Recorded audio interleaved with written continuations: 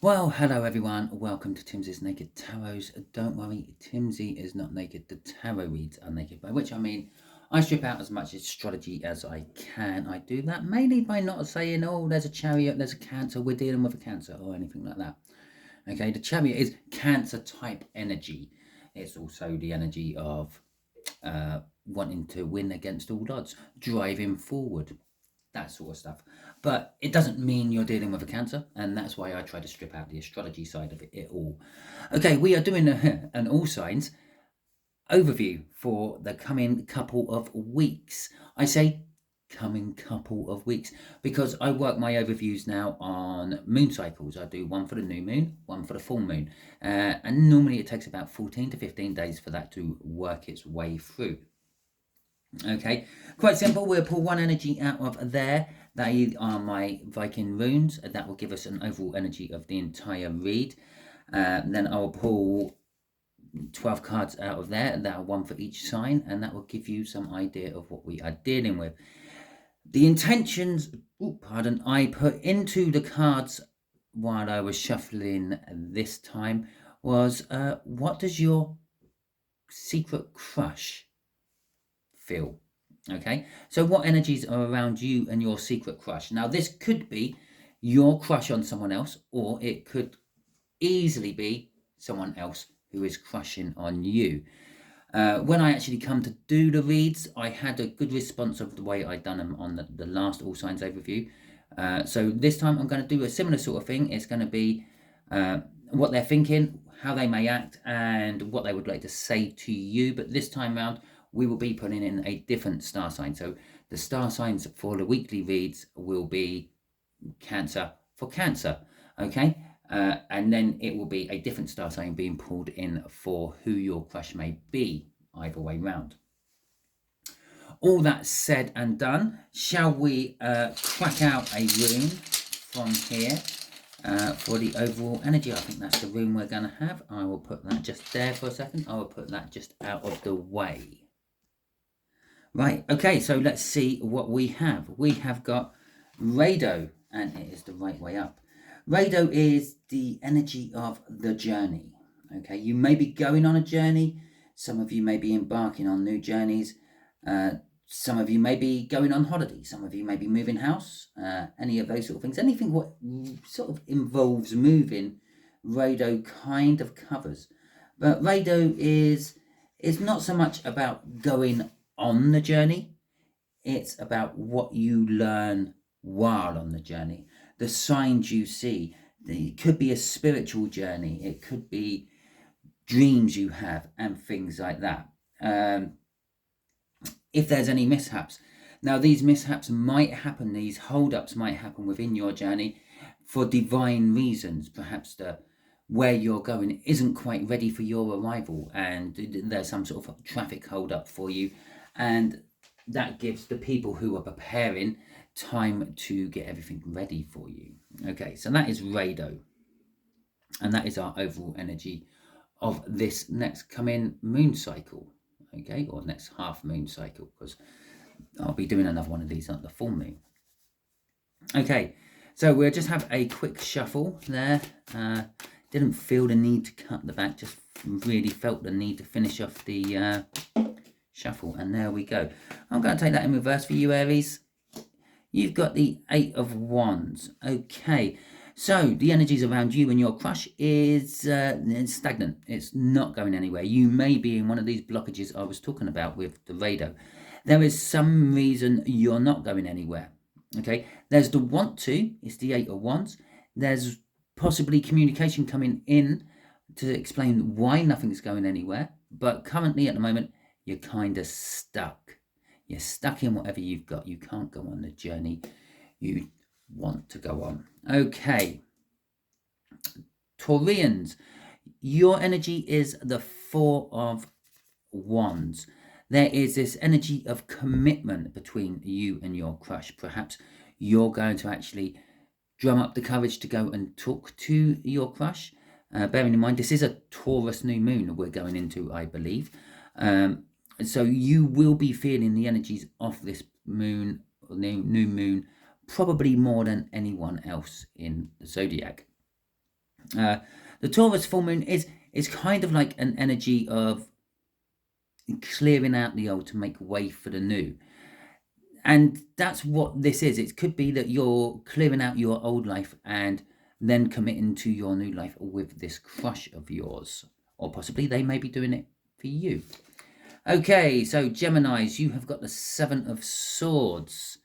Okay, I believe that possibly you or your crush, I say your crush, the person who may have a crush on you or who you may have a crush on, are completely oblivious to it. You're doing it all from behind the scenes. It's being done from all behind the scenes. It's being spied on, watched, stalked, and the like. And we'll see more in the weekly reads for you. Well, Cancers, your crush could be coming. The Two of Cups is a coming together of energies. Yeah, so if you have a crush on someone, they may be picking up that energy and they may take the initiative and move in on you. You might decide to move in on them. If someone has a crush on you, it could be the same again. They might decide that it's time to make a move. It is a coming together of energies. It is a soulmate connection card as well. Your person you are crushing on is probably the right person for you. And let's face it, Cancers, we are intuitive after all. I'm a tarot reader, Cancer. I dabble in dream interpretations and occasionally palm artistry and the like, but yeah, we are very intuitive. We kind of pick up on the energies a lot sooner than most of the other signs do. Leos, you have got the Knight of Pentacles. Okay, so your crush has been a long-term thing, but you are determined that this is not just always going to be a crush. There will be more in the future. Not foreseeable. I feel this is a knight on the beginning of his journey, not the end of it. Okay. Virgos, your crush, either way round, be it your crush or them crushing on you, it makes you happy. It makes them happy. It fills them full of joy and warmth. Every time they see you, every time they speak to you, if they do, yeah, they just, yeah, it's kind of like they dream about you, they fantasize about you, and they imagine what life will be like with you. It's kind of all that, and there's a securing energy around this sun as well. It's like makes the crusher feel, or the crushee feel, content and happy.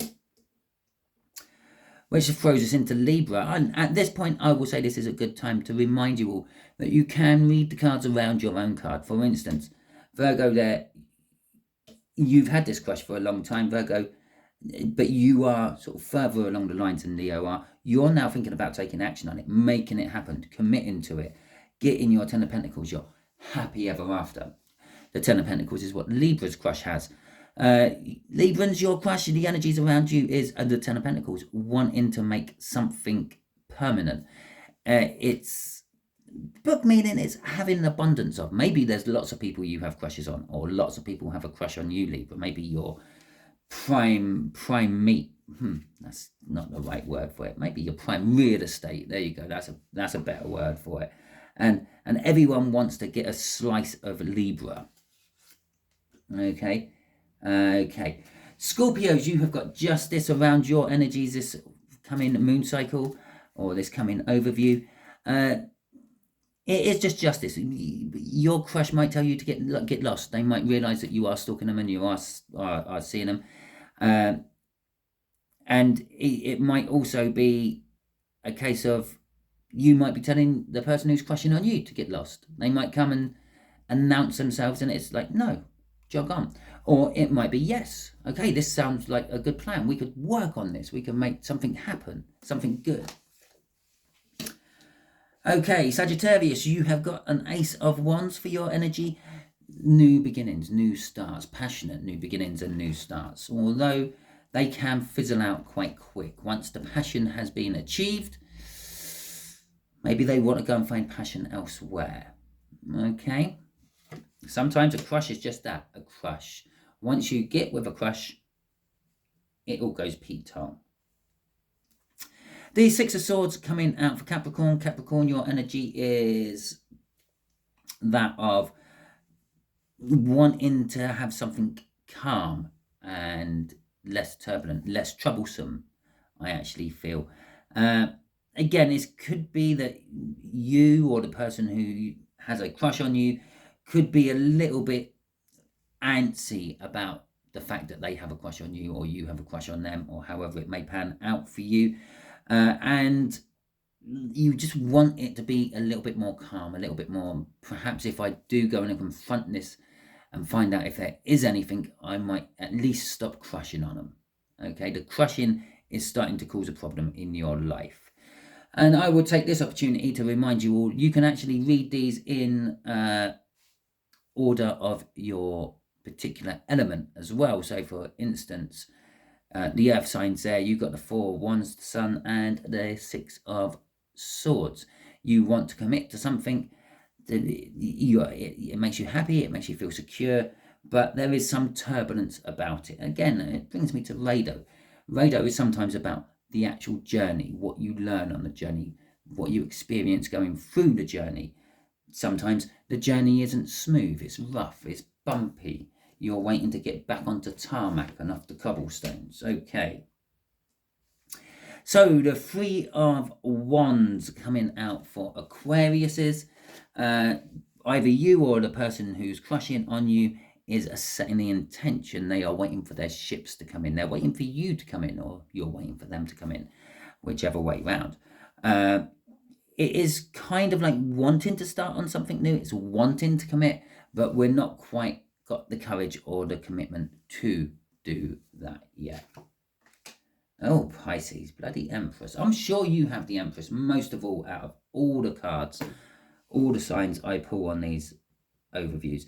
You've got the Empress. Yeah, between you and your crush, everything is good. Everything is fantastic. There's fertility. There's new starts. There's new beginnings. Possibly pregnancies. Everything looks like it could be fantastic for you. Okay. Before I go on to doing the birthday clarifier, which will be for Gemini this time round, because they're going to be taking up the bulk of the time period this is covering. Poor Tauruses only have a few days left. I'm sorry, Taurus, your time is coming to an end. Gemini's is about to start. Yes, yeah, you can read this as a mini reading for yourself. Pick whatever sign you resonate with most, not necessarily your sign, because this could be working on the sign of a person who you don't know has a crush on you. So it could be whatever sign resonates with you most. What card stands out, what I've said may ring true or something like that. Start with that one and then work out either way. So if we started on the 10 of Pentacles, which is the card what's drawing me at the moment, you go to the Sun and that. And as you work through the different cards, like so, you will eventually peter out. So you got the 10 of Pentacles, the Sun's quite strong for you, but when you get up to here, the commitment's not quite as important within your read. So it can work as a 12 card read for you, just as a line, working out from your chosen card, which will be the middle card. Okay, so as I said, we are now going to go and do a birthday clarifier for Geminis, okay, about their 7 of Swords. Okay, so if you have a birthday within the next 2 weeks or so, Gemini, yeah, this is the clarifier for you. I will leave Rado there. We'll get these cards out. My Viking cards, which are the cards I've designated actually for these birthday clarifiers. Okay, I do use them for other things, but I always use them for the birthday clarifiers now. We got burdens. We have got a Devil in reverse. We have got the 5 of Pentacles. We'll do a 3 and a 3. Oh no, it's the 7 of Pentacles, and that's in reverse as well. We got the King of Pentacles in reverse. We've got the Queen of Cups in reverse, and we have the 7 of Swords again. We have literally got one devil and 2 minor devils out on the table here. As I said, this could be a lot of spying from one side or the other. It could be you, it could be them who's doing the spying. This isn't just like spying as in watching you from social media and the like. This is proper full out stalking. Okay, it creates a lot of burdens. It could be creating burdens for you. You could keep seeing this person and you're starting to come onto the thinking of, is this person actually stalking me? Or if it's you stalking someone, Gemini, you could be thinking, oh God, this is starting to get hard work. I'm having to make sure I'm hidden. I'm having to make sure I'm in this place, that place, and the other place when they're there. And it's becoming almost like a full-time job for you. The addiction or the obsession that it was is starting to peter off. Okay, with the Seven of Pentacles in reverse as well. It's a divine timing, but it's because it's in reverse. It's telling me that the timing is definitely off. Yeah. Yes, this could be the person of your dreams. Yes, this could be the person you spend the rest of your life with, but currently not right at the moment. You may have issues, they may have issues. Remember what Rado said, what I said about Rado. You're on a journey, and it's not actually the destination of the journey or the origination from the journey. It is the journey itself you should be concentrating on. What are you learning going through all this? What are they learning going through all this? The King of Pentacles is telling me off a timing card, the time is not right for success. Okay, but it's also telling me your burdens are not creating success. It's doing the opposite. It's starting to hinder you. It's starting to affect your finances, if you will, or your job, because that can be a boss, a representation of a boss. The Queen of Cups in reverse is saying there's no communication. Okay, the Queen of Cups is one of the few cool cards which is purely about communication. She expresses her love. She understands other people's feelings and the like, but in reverse, she's being cold. She's being, this is not for you, piss off. Okay, and again, this might be for you, it might be for them. It depends which way this crush is going round. Okay, and then the Seven of Swords at the end again. This is slightly different energy to that Seven of Swords. It is still a Seven of Swords. Okay, so it is still a little bit of like theft, spying, treachery, and the like, but it's a change of tactics. This guy's leaving this battle encampment with all the swords. He's disarming the company, so the company cannot fight, thus trying to force him into a position of diplomacy instead, changing the tactics of the coming conflict. Okay, let's have a look what's off the bottom of the card here. Off the bottom of the card, the bottom of the deck. We have got the Hierophant. The Hierophant is upright in this particular case. The Hierophant is kind of like all about someone in authority. Now, there could be someone in authority which is blocking all this. It could be that the person you're spying on is in authority. You might be in a place of authority, and this is why they're feeling they need to spy on you.